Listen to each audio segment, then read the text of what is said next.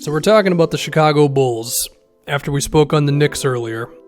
And I should probably touch on the Orlando Magic tomorrow because now I'm completely out of order. So Magic fans, don't worry.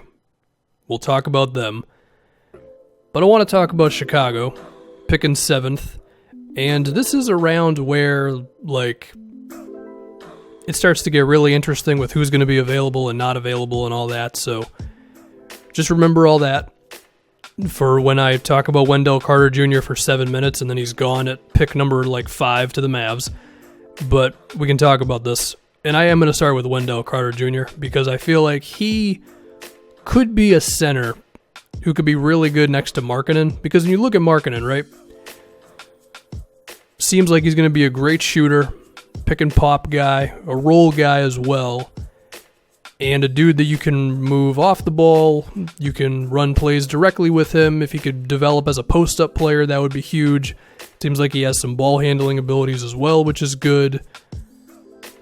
But not totally there when it comes to his defense, his strength, his rebounding, all that stuff, right? Well, luckily, Wendell Carter Jr. is very good at those things. He's a strong guy. He's a good interior defender. He's a very good rebounder, as he grabbed 9 rebounds a game in college, which I guess is considered quite a lot. I think his per 40 stats are also very good with the rebounding. Seems like he's going to be a good interior defender, even if he's not the most athletic guy in the world. Low post defender for the teams that still post up in today's NBA. And he just seems like he's got kind of that Marc Gasol, Al Horfordness to him where, sure, he may not have blinding athleticism, but he's able to move well enough combined with just good defensive instincts to where he can be pretty good, right? But he seems like he's going to be a better rebounder than both of those guys, which is huge. And to me, that just seems like the ideal type of guy to pair up with Lauri Markkanen, right? But then we look at on offense. While it doesn't seem like Carter is going to end up being a big-time offensive player, he seems like the type of guy who you can run certain sets for him and you can be good, right? If he gets switched onto a smaller guy, you can post up on him. If he's chilling in the corner, you can actually kick it out to him for a three-pointer and it'll go well. So you could run some actual plays for, let's say, Markkanen and Chris Dunn, right? Where the defense has to collapse on that a bit, but they don't really have an obvious help spot because Carter Jr. can actually make threes. That could be some quality stuff, I think Denzel Valentine's a decent enough shooter as well. And then Zach LaVine, you can't totally leave open, although I don't know if LaVine's going to be on this team for the super long term because I don't know if he's the best fit next to Chris Dunn, but for the moment he's here. Some decent floor spacing I think you could have here. And then on the flip side, if you ever ran pick and rolls with Wendell Carter Jr. and you got Markkanen spacing outside, then that's good as well. So I think it's a decent fit with Carter Jr. on the Bulls here. So I do think he should probably be the number 1 guy on the Bulls board. And I guess if he was to be drafted by someone else and they had a chance at Jared Jackson or Mo Bamba, then you could probably jump on either one of those. But the other thing that I think is interesting with Chicago, because to me they need 2 things really. They need a center, which obviously I just talked about, but I think they also need a big-time shot maker, right? Maker, creator, all that stuff. The only guy who seems like it could be available for them around that area, well, number 1 is Trae Young, which I guess you could do if you wanted to get crazy. You already have Chris Dunn, so good luck with that. Or maybe Michael Porter Jr. is available. Maybe he slides down to number 7 for you. Team's a little iffy about if he can really grow as a defender and as an efficient offensive player, and maybe his injury freaks people out as well. Who knows? That could be interesting. And I think the one interesting thing, well, among others, that, intrigues me the most is Markkanen at center and then Michael Porter Jr. at power forward. Now, there is some risk there because you might be a horrible rebounding team. But from an offensive standpoint, can you think of a better shooting front court than Lauri Markkanen and Michael Porter Jr.? And then you still have like Denzel Valentine and Chris Dunn.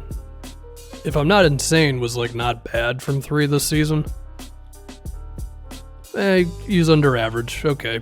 That's a work in progress, but still. Shooting is good, of course. And the other thing is that between Markkanen and Porter, you could have yourself just a 1-2 punch on offense, right? Where you could have both of them moving off the ball. They could probably screen for one another and be successful. Although, well, then again, Michael Porter, he's got to work on his handle, because that's like the one thing that's holding back his offense right now. He can make shots, he can shoot over guys, and it's not like his handle is awful, but you can't run too much offense through him right now, so that's the thing.